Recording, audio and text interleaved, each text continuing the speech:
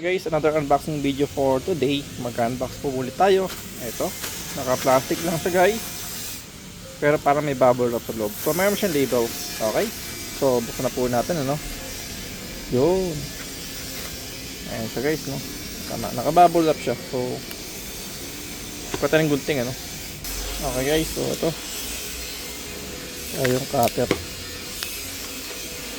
So cutter natin Wadpaw. Ngayon nakalawang na siya. Okay, so meron tayo dito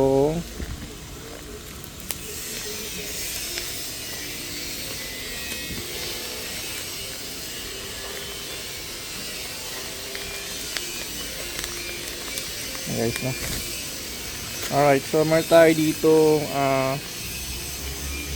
Windows 3 with wings no. So saan ba natin gagamitin to? Sa gypsum board, sorry guys, sa fiber cement board po guys no.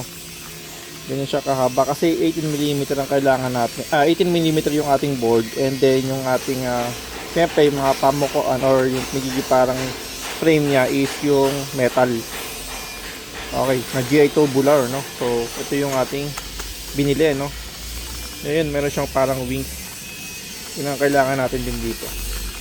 Okay guys, ayos, so na-deliver. So kung gusto po itong items, ilalagay ko po yung link down below para just in case pwede na kayo bumili. So okay naman guys no. Thank you for watching po. See you on my next video.